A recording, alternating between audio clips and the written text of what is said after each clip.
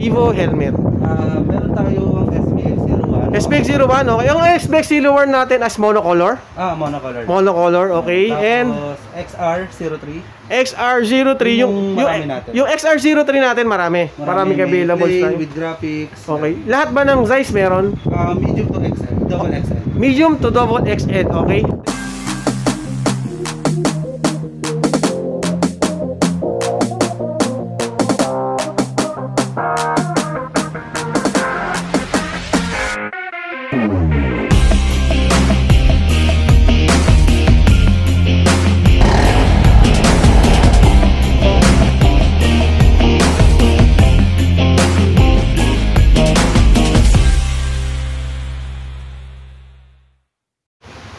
Alam nyo ba mga troops, meron ng bagong dating na Evo helmet dito sa shop na to. Ngayon, mamaya sabihin ko sa inyo kung saan shop na to, pero pakikita ko sa inyo mga katroops, ito lang yung nakita ko na napakadaming stock ng Evo helmet. Alam nyo ba kung gaano karami? 80 pieces plus. So 80 pieces na natin to.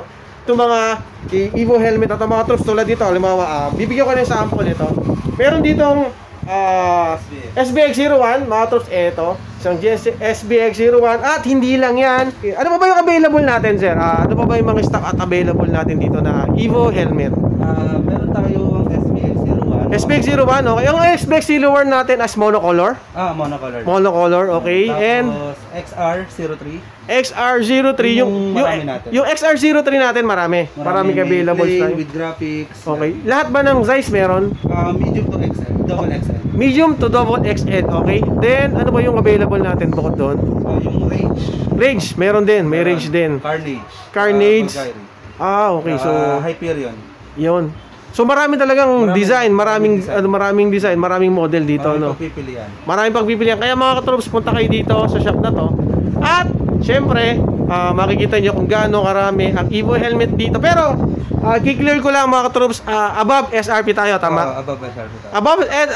Above SRP, pero konti lang, mapatong. Budget meal lang.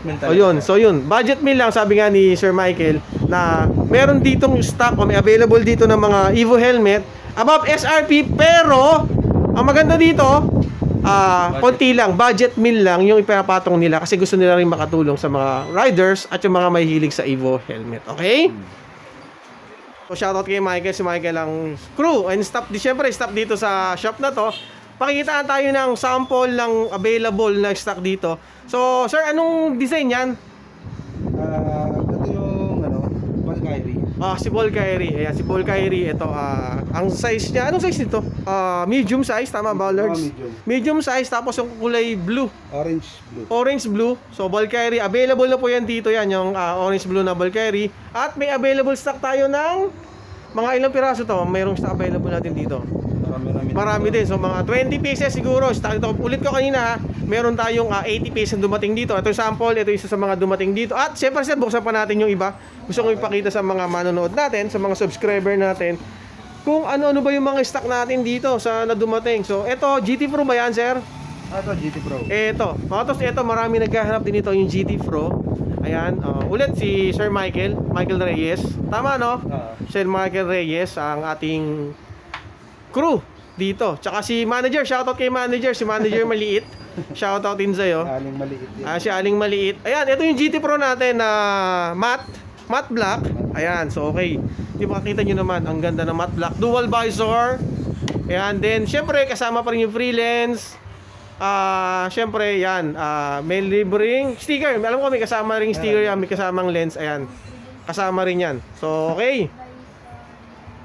Okay. So ito yung pinaka-free sticker ngayon ni Evo helmet. Ayan. Okay, then so ayun mga katrops, pinakita ko lang sa inyo kung gaano karami yung stock at available dito sa shop na to. Tignan nyo na lang yung link sa baba. Nandiyan yung link sa baba kung anong page to, kung anong shop to, makikita nyo lang dito. So pero sabihin ko, ito is Helmet House. Located lang to sa katapatan ng Cabuyao, Laguna.